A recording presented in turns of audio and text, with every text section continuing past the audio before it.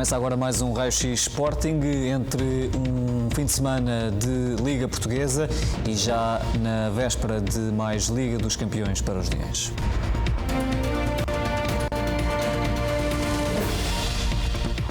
Pedro Porro treinou hoje integrado na sessão liderada por Rubén Amorim. O lateral espanhol está de regresso às opções do treinador a 2 dias do embate com o Marselha, em Alvalade.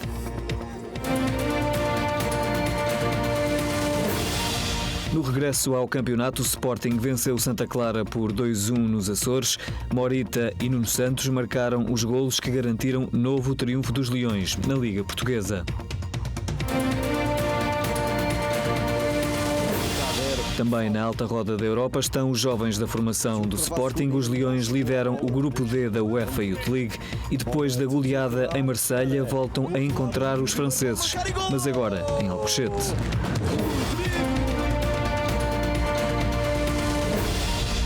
É uma semana de Liga dos Campeões e, portanto, há muito para falar neste Raio-X Sporting.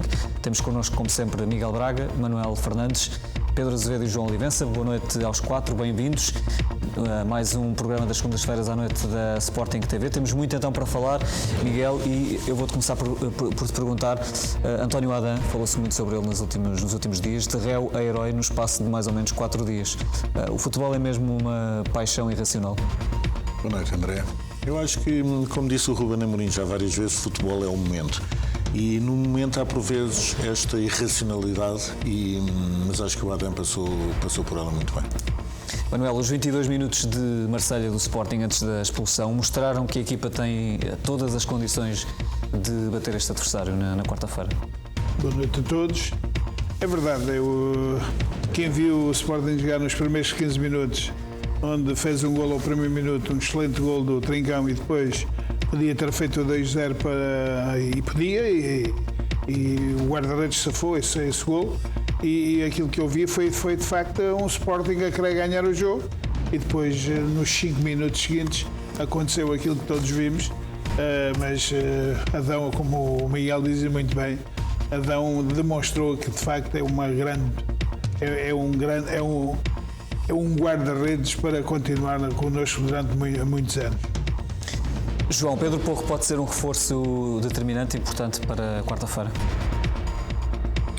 Boa noite. Sem dúvida, Pedro Porro é um jogador que dá uma dinâmica muito boa no corredor direito, muito acutilante, bom no cruzamento, bom na finalização, bom no 1 contra 1. É um jogador que permite também que depois Ricardo Gaio vá também descansando, ou seja, também muito subcarregado com jogos, e é um jogador que está à espreita daquilo que é a seleção espanhola, portanto essa motivação extra também para ele estar a jogar na Champions League e ser também a montra para a sua evolução, não só como jogador, mas também como valor do seu passo, que também é extremamente importante nos dias que correm hoje em dia, como nós sabemos. Pedro Azevedo, 2 penaltis que terão ficado por marcar, tu daqui a pouco já vais analisar estes casos nos Açores. Como é que se explica que, passado todo este tempo, desde que o vídeo-árbitro foi implementado, ainda continua a falhar a comunicação com a equipa principal de arbitragem? Boa noite a todos. André, essa é a questão que nós, como quem acompanha o futebol, gostaria de ver respondida. Temos vindo a falar da necessidade da divulgação dos áudios do VAR. Uma vez mais se confirma a importância de divulgar os áudios, porque só assim conseguimos perceber o que é que está a falhar. Se é alguma falha na comunicação, se é incapacidade por parte dos VARs. Falhas para serem analisadas mais à frente.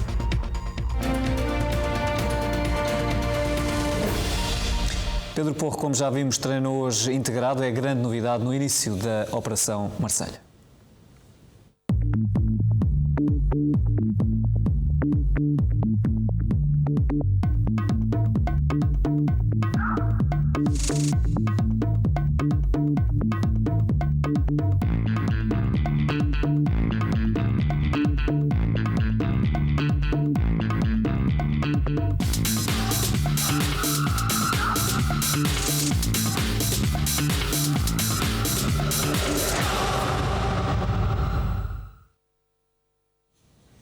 Pedro Porro junta-se a Coates, 2 reforços extremamente importantes para Rubén Amorim.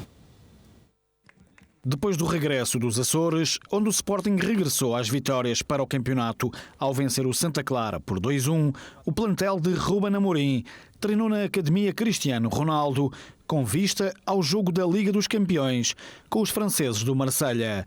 Uma sessão de trabalho que voltou a contar com vários jovens dos escalões de formação, mas onde a nota de maior destaque vai para o regresso de Pedro Porro. O internacional espanhol treinou integrado com o restante grupo e pode assim, eventualmente, ser opção para o jogo que marca o regresso da Liga dos Campeões ao estádio José Alvalade. O defesa central Luís Neto e o médio Daniel Bragança continuam fora das opções do técnico leonino e estão entregues ao departamento médico.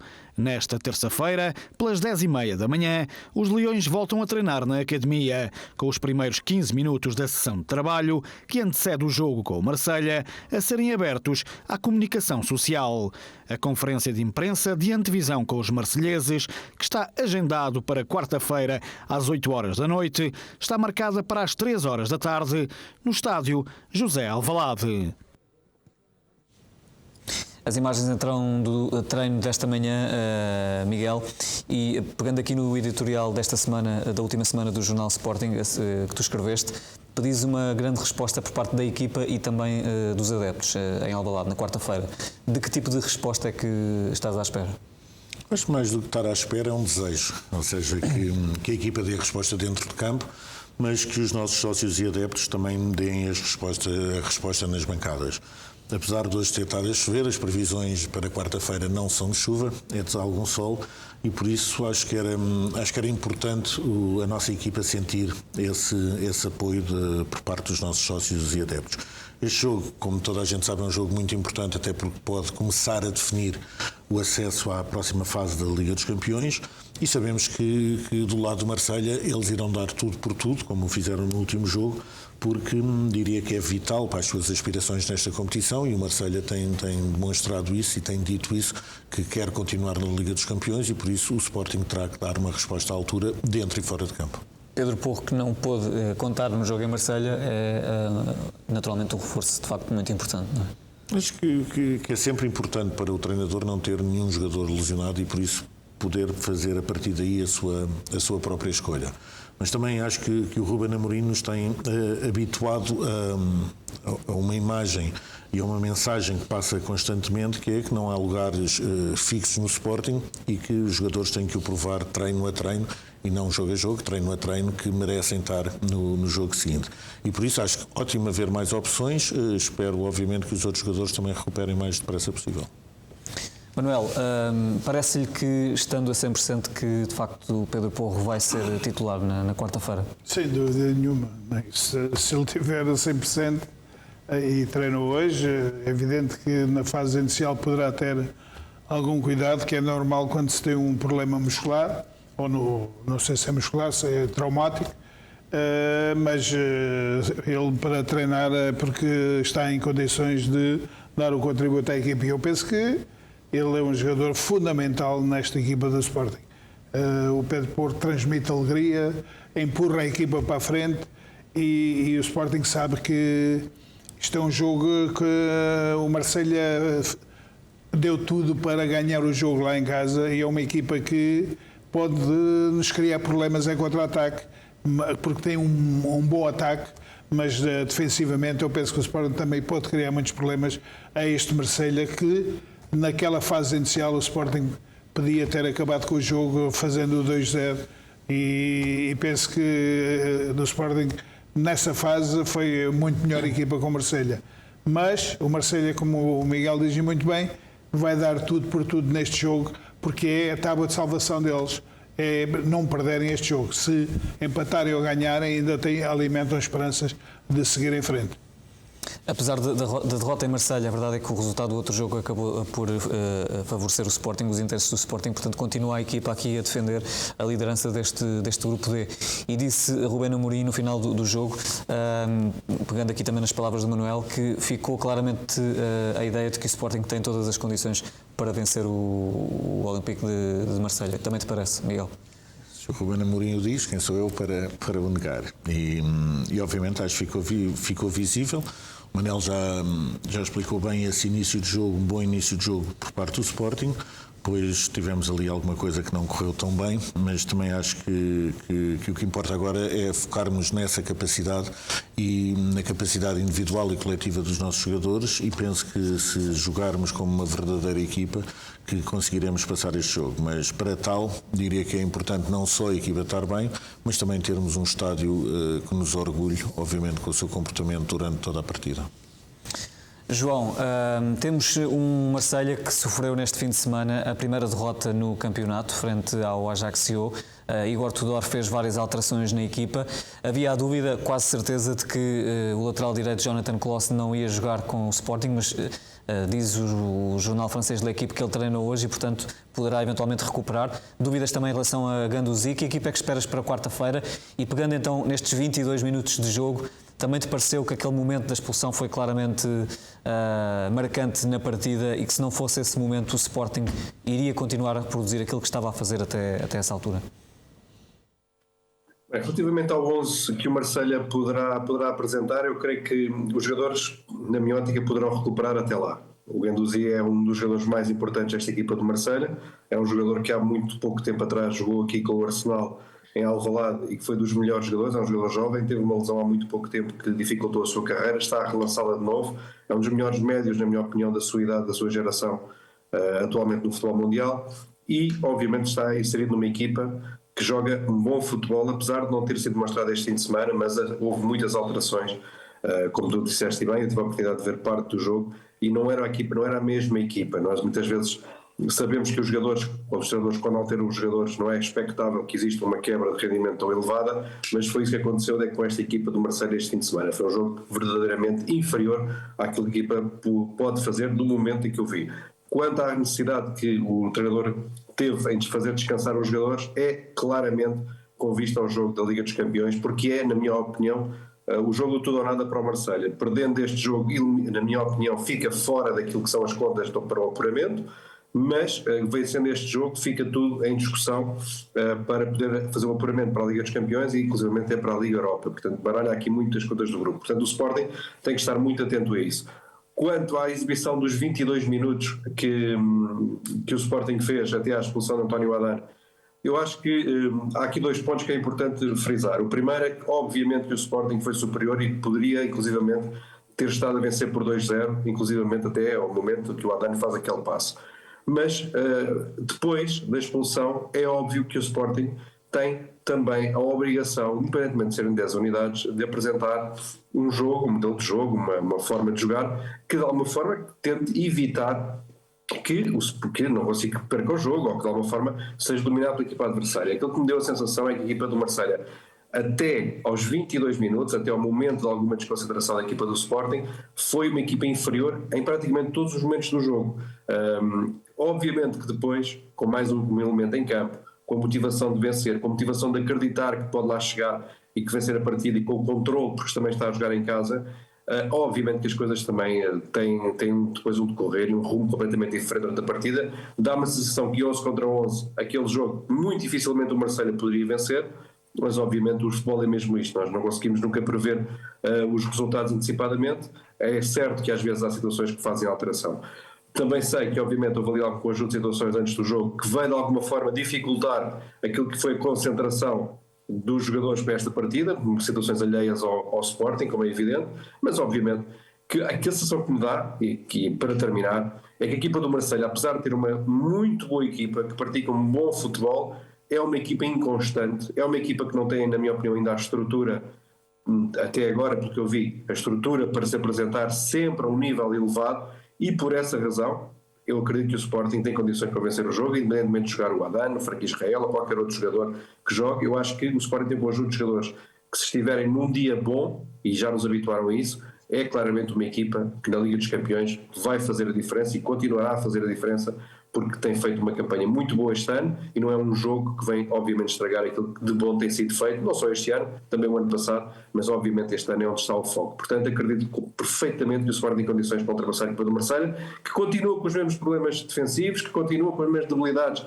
quando não tem a bola, e é aí que eu me agarro, nos momentos em que o Marselha não tem a bola, é aí que eu me agarro para acreditar que o Sporting pode fazer diferença, porque teve situações para fazer golo, não conseguir fazer, e depois, obviamente, a equipa contrária também tem um mérito e também sabe jogar, e por isso às vezes consegue fazer golos, e é por isso que muitas vezes o Sporting também não consegue vencer partidas. Não é só de mérito dos nossos jogadores, e temos também aceitado que há mérito dos adversários e que o Marseille é uma grande equipa em França que está a fazer um extraordinário campeonato. Manuel, para este jogo há uma quase certeza em termos das opções de Ruben Amorim, que Franco Israel vai substituir António Adán, que está castigado. Depois ali dúvidas, sobretudo no tridente de centrais, não é? Porque Sanchez, Ruben Amorim tem vindo aqui a rodar nos últimos jogos. Sanchez está recuperado, eventualmente poderá ser opção. Coates também já está recuperado.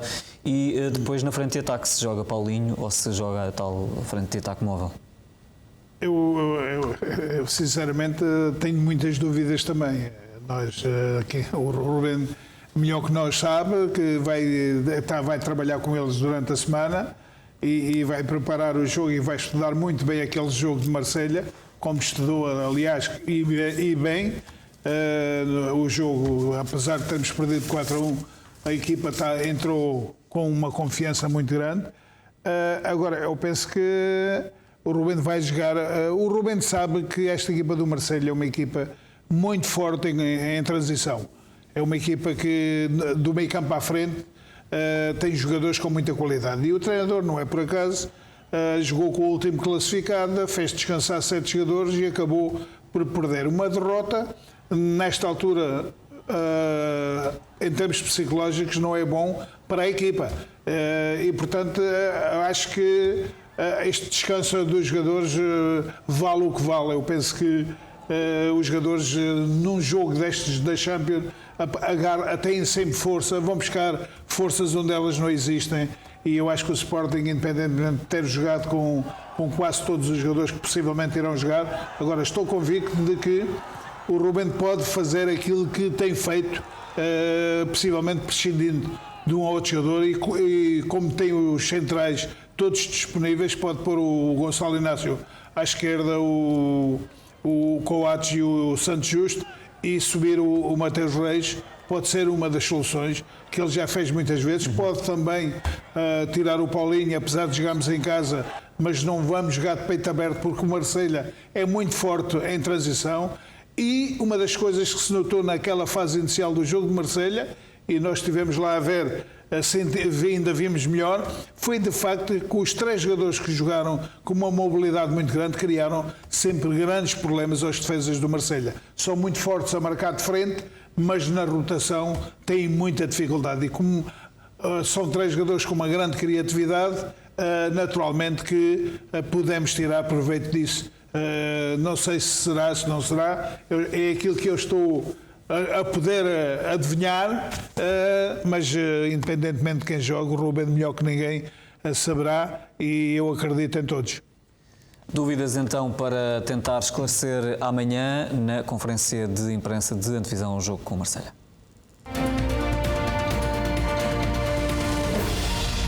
Não foi pacífica a arbitragem de Artur Soares Dias no Santa Clara Sporting. Daqui a pouco analisamos os principais casos da partida da 9ª jornada da Liga Portuguesa. Já vamos à arbitragem, para já olhamos então para o triunfo dos Leões nos Açores, segundo consecutivo no Campeonato Nacional, com António Adán em grande plano. Depois dos erros cometidos em Marselha, que foram assumidos pelo próprio em declarações à Sporting TV, a verdade é que ele recebeu um voto de confiança de Ruben Amorim, protagonizando uma grande exibição nos Açores. Estoy aquí a dar la cara porque para mí son todos los momentos iguales, ¿no? Hay que asumir y salir aquí cuando ganamos con Tottenham y ahora que perdimos con Marsella, ¿no? Después asumir la responsabilidad que todos tenemos dentro del campo. Nos hubiera gustado que el resultado fuera otro después de cómo comenzamos, pero hay días que acontece assim e hay que continuar. Este é o jogo mais importante e eu faço sempre a avaliação no início da semana e no fim da semana quais são os 11 jogadores melhores para começar este jogo. O Adán continua a dar todas as garantias, 22 minutos não apagam 92 jogos, 4 títulos, e portanto, apesar dele ter que sempre, como os outros, todos provar momento a momento. Ele continua a fazer a sua preparação, não teve um dia tão bom, mas continua, a meu ver, a ser o guarda-redes mais preparado para iniciar o jogo. E é ele que vai iniciar o jogo mais uma vez, porque temos que vencer. Este jogo é muito mais importante do que o Marselha.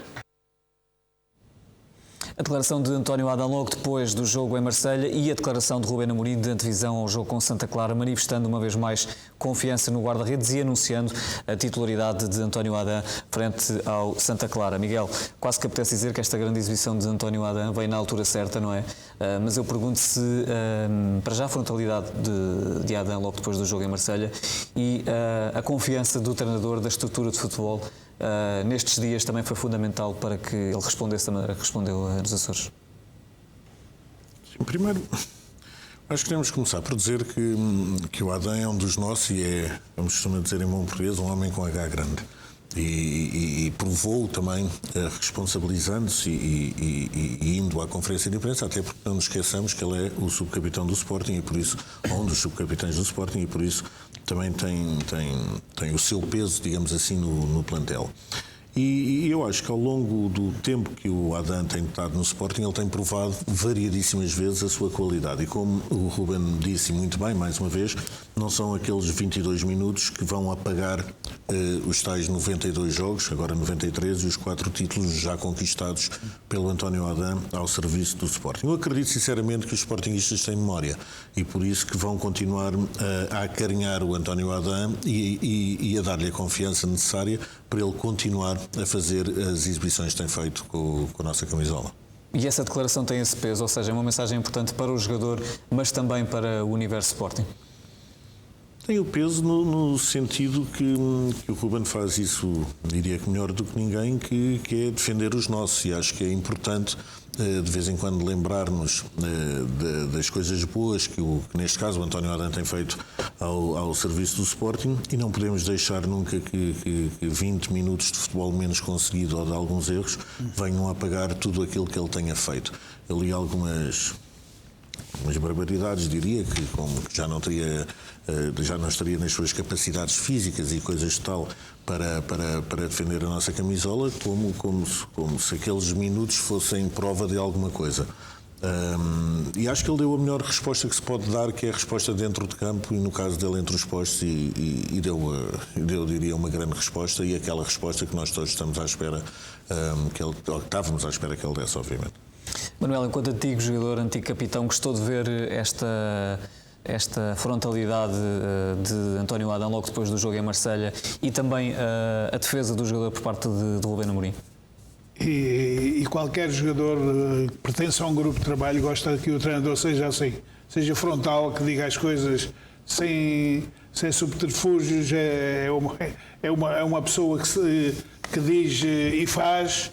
E portanto, ele também dá sempre ali, diz aos jogadores que não se sabe quem joga. Porquê? Porque ele tem um leque de jogadores que pode jogar este ou pode jogar aquele, que a equipa não oscila muito. E aquilo que o jogador nos dá no dia-a-dia é extremamente importante para ele decidir.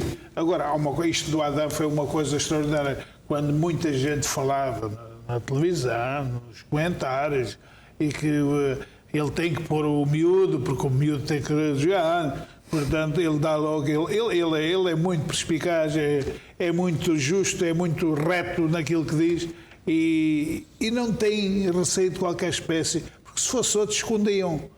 Não, o Adão sabe que vai jogar. O Adão, eu estou convicto de que Ruben Amorim, ou no mesmo dia ou no dia a seguir, chamou o Adão e disse: tu vais jogar no próximo jogo. Portanto, tem que ser assim. O Adão precisava disto.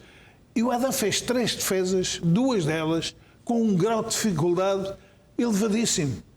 Uma já na parte final, que o jogador cortou a bola do lado direito, que ele, muito difícil defender aquela bola. Portanto, Adão deu... e como foi dito aqui, como o Ruben disse, o Adão já deu muitos títulos ao Sporting, deu taças, deu campeonatos. Não se pode matar um jogador por um mau momento. Foi aquele momento que aconteceu.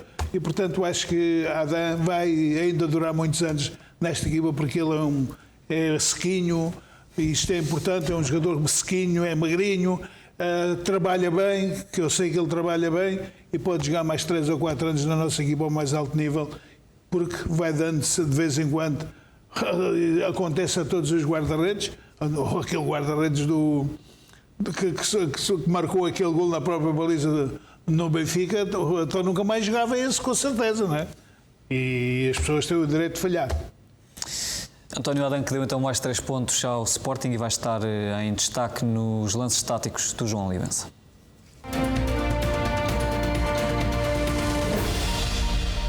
Olhamos para os números da exibição de António Adán nos Açores, frente ao Santa Clara. Tem, pelo menos como dizia aqui o Manuel, 3 grandes defesas na segunda parte. No total, 5 defesas, 2 defesas a remates na área do Sporting. Aqui a percentagem de golos evitados, 0.5. 2 saídas aéreas eficazes, 2 lançamentos longos eficazes, uma eficácia de passe de 84% e um duelo aéreo defensivo ganho por parte do guarda-redes leonino.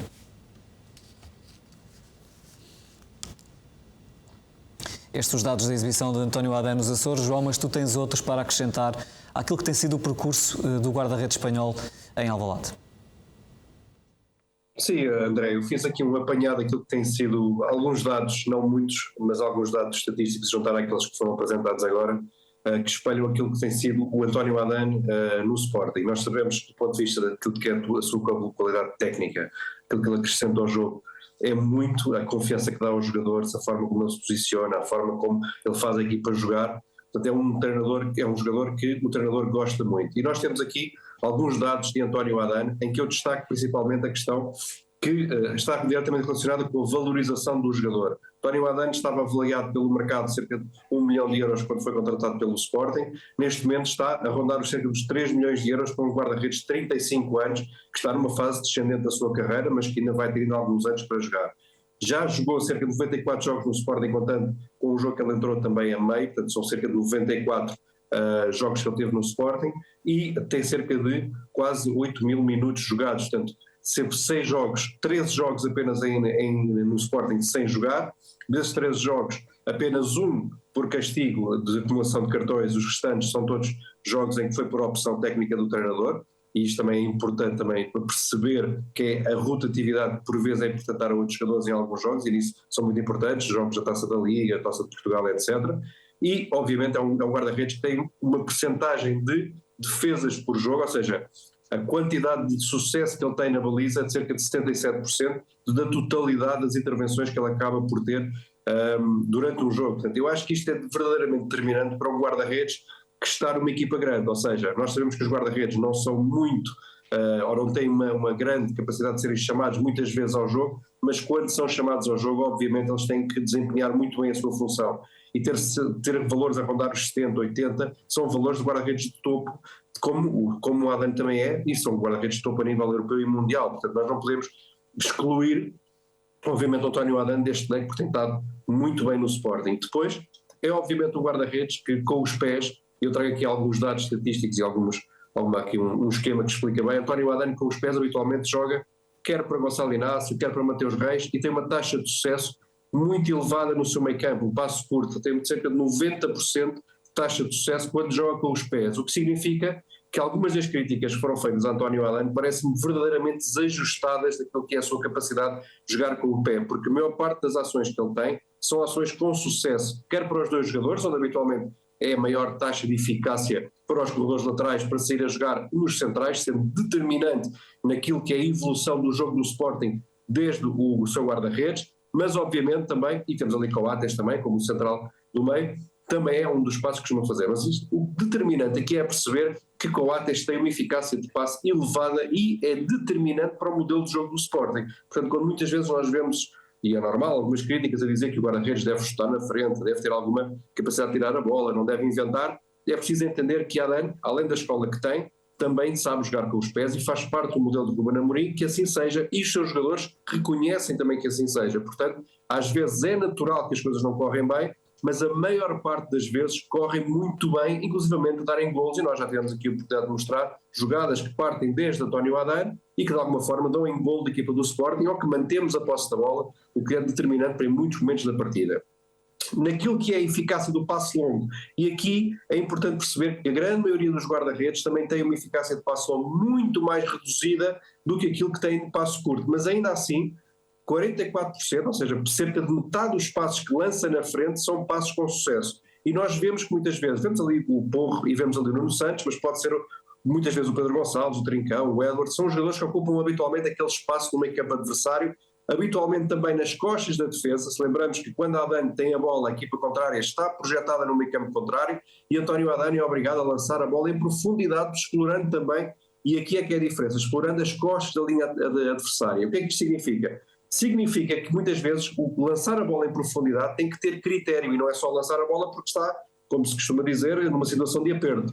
É preciso lançar com critério e é preciso definir bem os momentos, e quando o Sporting faz estes momentos, e muitas vezes não tem nenhum jogador a pressionar António Adani, mas é quando António Adani interpreta que os seus avançados ou os seus laterais estão numa posição muito positiva ou muito boa para receber a bola nas costas da linha defensiva adversária ou sem marcação, procurar jogadores sem marcação próximo também do meio campo.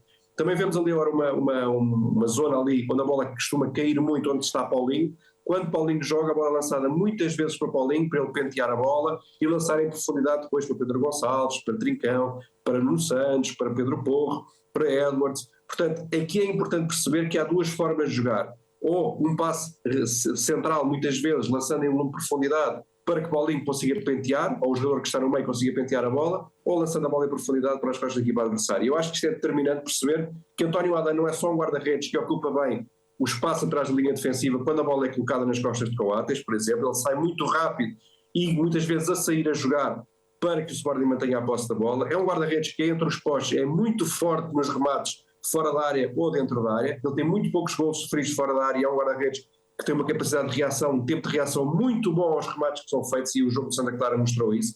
É também um guarda-redes que em situações de 1 contra 1 com os adversários não cai imediatamente. Ainda vem uma escola antiga de guarda-redes em que vai atrasando e atrasa ao máximo o movimento do avançado e fica à espera sem nunca cair, e muitas vezes consegue orientar o adversário para os lados, ou então o adversário tenta fazer um remate e ele consegue travar esse remate, e é um guarda-redes que nos cantos dá uma enorme segurança pela forma como ele sai aos cruzamentos, pela forma como ele é audaz nesse sentido também, e porque muitas vezes interpreta, e é isto que é determinante, e o jogo de Santa Clara, para terminar, vou falar nisto também, percebe muito bem os momentos do jogo, percebe quando deve parar o jogo, quando deve acalmar, quando deve acelerar o jogo, quando deve dar orientações para os seus colegas, e muitas vezes até a questão social aqui é importante, porque é um guarda-redes que, quando os colegas falham, não vemos o guarda-redes a gritar, a esbracejar ou a ter comportamentos negativos com os colegas. Muitas vezes até os tenta apoiar, orientar e de alguma forma evitar que isto aconteça novamente. Portanto, esta postura de António Adani faz com que ele seja também um subcapitão da equipa, e muito bem, e ficou muito bem espelhada pela conferência de imprensa que ele assumiu claramente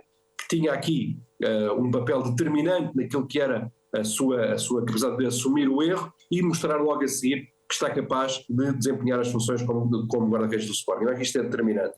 António Adani, para terminar, e agora sim, mostrou que o futebol é precisamente um momento alto e baixo. Se num dia ou se numa situação o guarda-redes não consegue estar àquilo que se espera dele, imediatamente num jogo a seguir o guarda-redes teve essa capacidade de mostrar que está lá. E é isto um guarda-redes de um clube grande. E nós temos inúmeros casos disto a acontecer, inclusive no Sporting, mas também a nível mundial. E nós temos que ter sempre alguma capacidade de aceitar que muitas vezes os jogadores também erram, mas nunca, e na minha opinião, nunca criticar um guarda-redes que trouxe muito, acrescentou muito ao jogo do Sporting, é uma extraordinária solução com os pés, com as mãos, e vem acrescentar muito àquilo que são também os jovens guarda-redes que estão na formação e que vem António Adani como uma referência para, obviamente, serem guarda-redes do Sporting ou de um grande clube europeu como o Sporting também é no futuro. E nós também, João, já vamos voltar a falar da formação da Youth League. Para já vamos manter-nos aqui neste Santa Clara Sporting Miguel. Que outras exibições é que destacarias? Já falámos aqui muito de António Adani nesta vitória sobre o Santa Clara. Ainda antes de destacar, iria só ficar a dúvida para os senhores da Goal Point. Eu não percebi muito bem como é que o Adani neste jogo só tem 0.5 golos evitados, porque acho que pelo menos, como o Manel disse, há 2 defesas que eram um gol certo e por isso pelas contas evitou pelo menos 2. Dito isto, e não querendo individualizar muito, mas eu acho que há um jogador que a mim chama-me sempre a atenção e tem-me chamado a atenção, e já falámos aqui sobre ele, sobre a possibilidade de outro tipo de convocatórias, digamos assim, que ele poderia ter direito, que é o Nuno Santos. Só para ter uma ideia, o Nuno Santos, na primeira época que jogou pelo Sporting, fez 8 golos e teve 10 assistências. Na segunda época teve 10 golos e 7 assistências. Nesta época já vai com 4 golos e 2 assistências, ou seja, participou em 6 golos, sendo que tem a particularidade de não ter feito nenhum jogo na frente de ataque, ou seja, tem jogado ala ou defesa esquerdo, como quiser. Mas e acho que foi notícia durante esta semana, apenas o João Cancelo e o defesa direito do Glasgow Rangers têm números tão bons como o Nuno Santos, e internamente apenas o Pedro Gonçalves e o Edwards estão à frente dele em termos de contribuição para o golo. E Nuno Santos está a jogar nesta posição há muito menos tempo. Sim, além dessa particularidade. E por isso, com tantas particularidades, acho que de facto merece ser destacado e fez mais um excelente golo e que foi muito importante para a nossa vitória. Morita também continua muito bem, não é? Marcou pelo segundo jogo consecutivo. Sim, Morita tem tido este crescimento que todos estamos a acompanhar. Chegou ao Sporting, diria que com alguma desconfiança por parte de algumas pessoas, mas rapidamente se impôs com a sua qualidade. O Ruben Amorim já o elogiou mais do que uma vez e acho que ele tem dado dentro de campo a resposta e tem marcado golos também, que é aquilo que se quer, obviamente. Manuel, quero comentar aqui estes dados também que o Miguel estava a avançar relativamente ao percurso de Nuno Santos e até ao rendimento, comparando com outros grandes laterais que estão num grande momento de forma no futebol europeu. O Nuno Santos tem sido um jogador importante naquilo que o Sporting tem feito, a jogar umas vezes mais adiantado, outras vezes como falso lateral esquerdo, ali a jogar com 3 centrais, mas a jogar. E é um jogador que tem impõe uma dinâmica muito forte. Eu acho que uma das grandes armas do Nuno Santos, e aí eu por vezes acho que devia haver mais aproveitamento daqueles cruzamentos que só ele sabe fazer, aquelas bolas cortadas pela frente entre é as piores bolas para uma defesa, é aquela bola entre o guarda-redes e o último defesa que é cruzada. Devíamos de aproveitar mais essas situações. Portanto, o Nuno tem feito 3 anos aqui no Sporting espetaculares, como o Miguel disse muito bem, e é um jogador que o Ruben normalmente conta muito com ele. Mas é o Ruben que vai ver a capacidade. Eu penso que o Sporting neste momento tem mais soluções. E aquilo que eu digo, eu não estou a dizer que o Nuno não vai jogar. O Nuno é capaz de jogar até mais à frente, se for possível. Agora, o Sporting para jogar com este Marselha, e isto é uma opinião muito própria, e eu vi a equipa do Marselha no ataque, tem que jogar com uma consistência muito grande defensiva. E quando o Sporting tiver essa consistência grande defensiva, é mais fácil de ganhar o jogo. Portanto, eu acho que o Sporting vai... Se os 3 defesas tiverem, possivelmente pode jogar, em vez de o Mateus Reis baixou um pouquinho também nestes últimos 2 jogos. Pode jogar como lateral e Coates, Santos Juste e Gonçalo Inácio. Logicamente, pode jogar ali a lateral esquerdo também. Veremos então quais são as opções de Ruben Amorim. Voltando aqui a este Santa Clara Sporting, Miguel, arbitragem, já falámos aqui sobre pelo menos 2 penaltis, não é, que ficam por marcar. O que é que te pareceu o trabalho de Artur Soares Dias?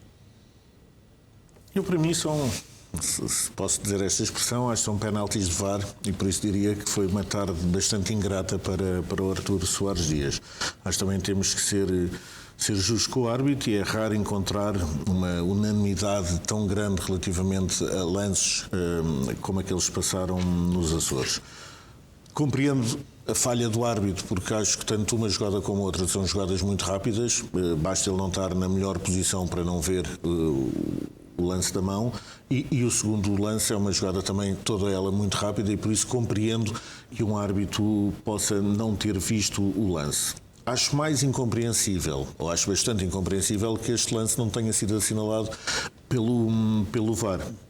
O VAR existe exatamente para ajudar os árbitros de campo a serem mais justos neste lance. E o Sporting tem-se batido por várias... Primeiro tem-se batido pela existência do VAR como figura. Isto não é, volto a referir isso, não estou de todo a atacar o VAR como figura. Acho que o VAR veio para ficar e é algo que deve ajudar o futebol a ser mais justo Agora, não podemos ter estas situações onde um árbitro de campo acaba de ser prejudicado por um mau trabalho do seu colega que está no VAR. Já não é a primeira vez, não é, que acontece?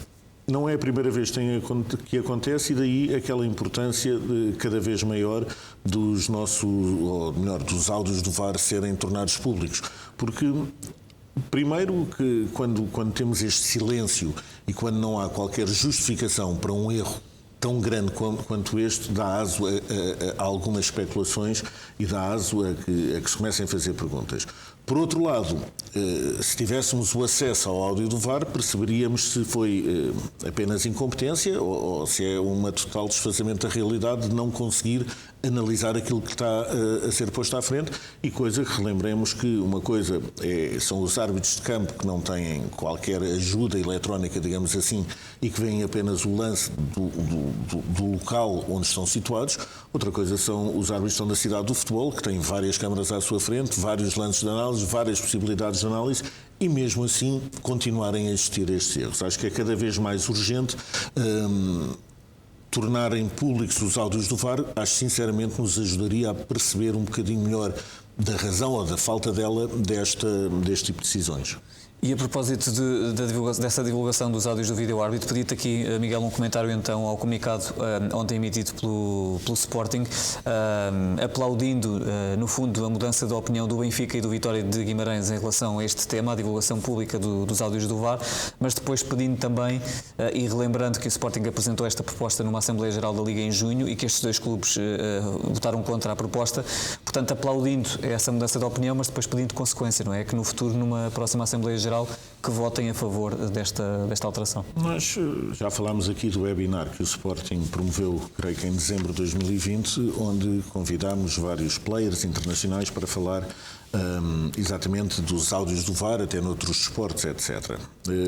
Neste verão levámos o assunto à Liga de Clubes, mas, como tu disseste bem, ele acabou por ser chumbado pela grande maioria dos clubes, na minha opinião, de forma incompreensível, porque apenas 9 jornadas decorridas e já temos pelo menos 2 clubes que fizeram essa inflexão e que estão agora a pedir e a perceber da importância para nós conseguirmos analisar melhor qual é o papel do VAR, como é que eles comunicam com os árbitros, o que é dito ou não dito, qual é que é o racional por trás da decisão ou da não decisão. Acho que tudo isso seria bom para o futebol. O que é que mudam de opinião agora?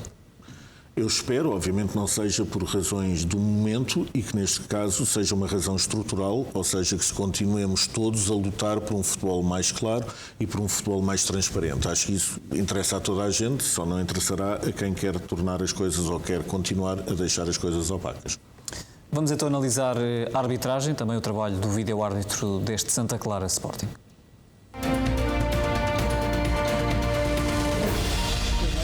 Pedro Azevedo, vamos então olhar para os lances deste Santa Clara Sporting, começando aqui por um aos 17 minutos. Penalti de Gabriel Silva sobre Nuno Santos, marcado por Artur Soares Dias, foi bem revertido?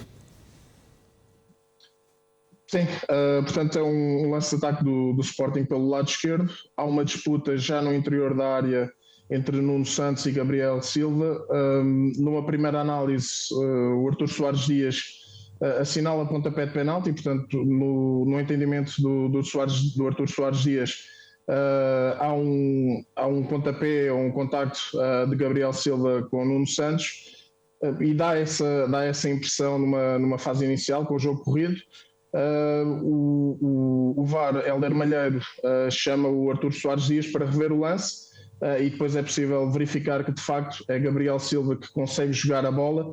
O Nuno Santos chega atrasado e acaba por atingir o pé de Gabriel Silva, daí as queixas, mas de facto este é um bom lance que mostra a importância do VAR. Portanto, uma decisão de Artur Soares Dias em campo, ao assinalar pontapé de penalti em favor do Sporting, bem revertido após a intervenção do VAR.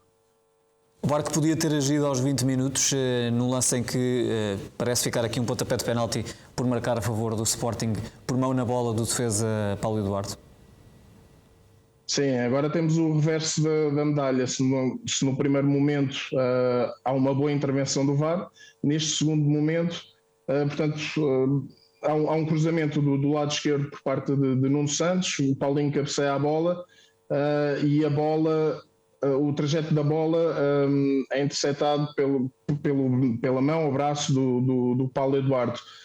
Tem o braço aberto, completamente fora do plano do corpo.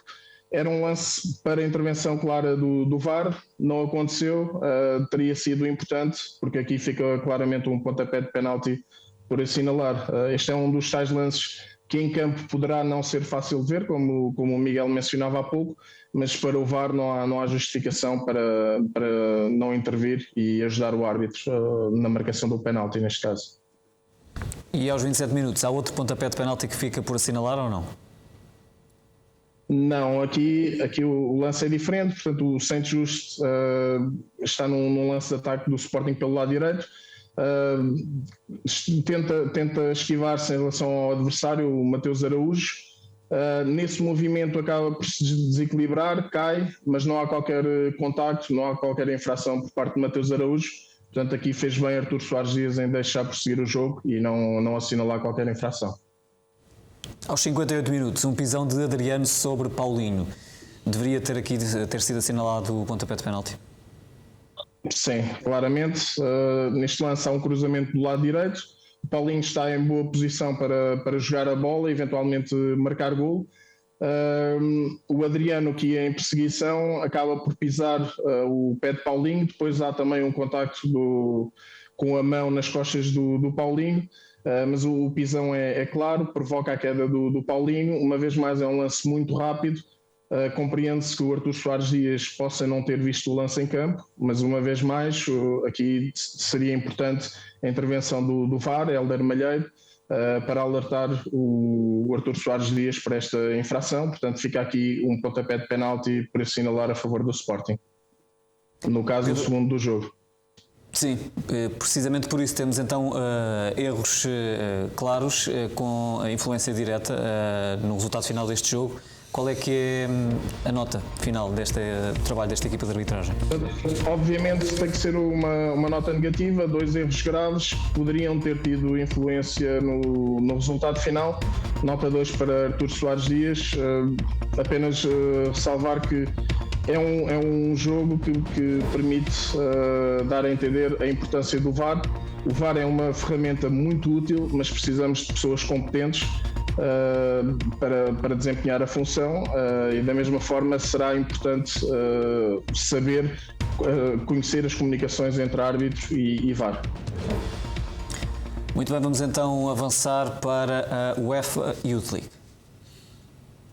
UEFA Youth League, Sporting Olympique de Marselha, quarta-feira às 15 horas no estádio Aurélio Pereira. Os sub-19 lideram o grupo, estão tão grandes como os maiores da Europa. Ainda sem derrotas, procuram a terceira vitória. Sporting Olympique de Marselha, quarta-feira às 3 da tarde, em direto na Sporting TV. Estamos em casa. Um jogo então para acompanhar em direto na Sporting TV, depois da goleada do Sporting em Marselha por 6-0, que consolida a liderança do grupo por parte dos Jovens Leões. Vamos olhar para a classificação nesta altura deste grupo. O Sporting com 7 pontos, o Eintracht Frankfurt com 5 na segunda posição, o Tottenham com 3 e o Marselha com apenas 1 ponto.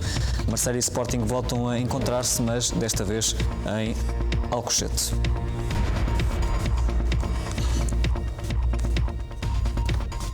Miguel, e depois então desta goleada, de que é que estás à espera para quarta-feira? Acho que a equipa tem que ser humilde e tem que estar concentrada para voltarmos a fazer um bom resultado. Acho que essa será a receita neste jogo em particular, até porque a última vez que as equipas se encontraram não houve expulsões, não houve nada que justificasse o desnivelamento e acabámos por ganhar por 6-0 e por isso, obviamente, acho que o receio aqui das equipas técnicas será um possível excesso de confiança por parte dos jogadores, mas acredito também que a equipa técnica trabalhará isso, ou trabalhou isso durante os últimos dias para entrarmos com os pés bem assentos na terra e conscientes daquilo que temos de fazer frente ao Marselha para voltarmos a ter um bom resultado, que seria também altamente importante para as aspirações do Sporting nesta competição. Os adeptos olham muito, naturalmente, para Rodrigo Ribeiro, que já leva 5 golos em 3 jogos nesta fase de grupos e neste jogo com o Marselha marcou 3 e fez 2 assistências. Como é que estás a ver a evolução deste avançado que está debaixo do olho de Ruben Amorim? Eu acho que tanto o Rodrigo Ribeiro como o Mateus Fernandes, como outros jogadores que estão no Sporting, acho que eles sabem que têm que dar tudo, não só em cada jogo, mas também em cada treino. E quando digo em cada jogo, é independentemente da equipa onde jogarem, têm que fazer esse esforço suplementar, porque o Ruben já os responsabilizou, se é que posso dizer isto, dizendo que eles fazem parte do futuro do Sporting, mas eles só farão parte desse futuro do Sporting se continuarem a trabalhar afincadamente e se começarem a provar diariamente que merecem chegar ao tal patamar onde todos os desejamos ver. Acho que obviamente é sempre bom para um avançado marcar golos e continuar a marcar golos e mostrar-se nestes palcos, mas também diria que isto é apenas o início do que poderá ser uma boa carreira, uma excelente carreira, esperamos nós, mas obviamente é só o início. Acho que tanto o Rodrigo como qualquer outro dos outros jogadores tem que continuar a trabalhar dia a dia, treino a treino, para conseguir a confiança tanto das equipas técnicas como depois da equipa técnica da equipa principal, obviamente. E falavas aí nesse trabalho nas várias equipas, é o que acontece precisamente com o Rodrigo Ribeiro. Vamos aqui olhar para umas declarações do jovem avançado que no final do último jogo do Sporting B, no qual participou, falava sobre o desafio que é participar em diferentes equipas e em diferentes competições, como está a acontecer com ele na Liga 3 e na UEFA Youth League. Sabemos da diferença que é vir de um contexto mais de jogar contra jogadores da nossa idade, como é o caso da Youth League, e temos de ter essa capacidade de mudar o chip e enfrentar esta realidade que é um pouco diferente, jogadores já mais experientes, um contexto mais profissional, que é para, no fundo, nos prepararmos para um dia como vai ser na equipa A. Acho que foi importante, conseguimos mudar esse chip. Agora, quarta-feira, já temos outra vez outro jogo para a Youth League, recuperar e entrar para vencer outra vez. Acho que é mesmo essa parte de serem jogadores mais experientes. E nós temos de elevar a nossa capacidade tanto física como mental de decidir mais rápido, e acho que esse é o grande foco que as outras equipas desta liga nos tentam fazer. Rodrigo Ribeiro, no final do jogo com o Real Sport Clube de Massamá. João Olivença, pergunto, já não temos muito tempo, mas pergunto, como é que olhas para esta declaração madura, digo eu, de Rodrigo Ribeiro? Porque de facto isto é um enorme desafio para estes jovens, não é? São contextos competitivos completamente diferentes. Sim, é muito importante nós termos um jogador da formação a ter um discurso que está diretamente relacionado com o trabalho que é desenvolvido da formação nos diferentes escalões, aquilo que nós temos vindo a batalhar há alguns anos a esta parte, a falar sobre o modelo que o Sporting tem, um modelo centrado no jogador e que de alguma forma permite que os jogadores do Sporting vão evoluindo de acordo com o seu patamar de evolução, jogando em escalões ou em competições adequadas ao seu patamar de competição e não jogando somente em escalões só porque é sub-17 ou sub-19 ou sub-15. Os jogadores devem estar enquadrados devidamente e para promover o seu desenvolvimento, enquadrados em equipas onde promovam o seu desenvolvimento individual. E eu sei que é muito interessante para muita gente ver equipas de infantis, de iniciados, de benjamins, de juvenis, sub-23, equipa B, a ter demonstrações de equipa coletivamente, uma equipa muito bem, que joga muito bem, que ataca muito bem, que fazem grandes jogadas, mas a realidade é que depois qual é o sumo daquilo que é o desenvolvimento individual que se tira destes jogadores? Eu acho que é importante perceber e de entender que muitas vezes ter grandes vitórias ou ter grandes exibições ou ter uma equipa muito organizada não promove o tal desenvolvimento individual que depois vai fazer com que os jovens se vão integrando nas equipas do Sporting e obviamente que cheguem à equipa A e que possam de alguma forma ter uma valorização quer a nível individual como também do ponto de vista financeiro. Portanto, é determinante e eu aceito que muitas vezes se fala sobre alguns resultados das equipas B, das equipas sub-23, mas nós não podemos deixar de olhar para aquilo que é o desenvolvimento do jovem. Eu tive há pouco tempo a ouvir o professor Aurélio Pereira naquilo que foi a sua intervenção na academia há muito pouco tempo atrás, em que ele falava precisamente isto, é que nós temos que olhar muito para aquilo que é o desenvolvimento individual do jogador e olhar para o jogador também e não olhar só para a forma como a equipa também muitas vezes se comporta. E estas declarações do Rodrigo Ribeiro são obviamente umas declarações centradas naquilo que é o desenvolvimento individual do jogador e perceber que há momentos em que ele joga numa equipa e o desafio é um e depois vão jogar noutra competição e o desafio é maior e é preciso adaptar e só assim, com esta superação é que eles obviamente vão crescendo para integrar a equipa do Sporting. Na quarta-feira, a oportunidade de ver na Sporting TV em ação Rodrigo Ribeiro e os outros jovens da formação nesta UEFA Youth League. Obrigado, João. É assim que terminamos este Raio-X Sporting. Agradeço também aqui ao Manuel, ao Miguel e também ao Pedro por terem estado uma vez mais connosco neste Raio-X que regressa na próxima semana. Muito obrigado por ter estado connosco. Boa noite.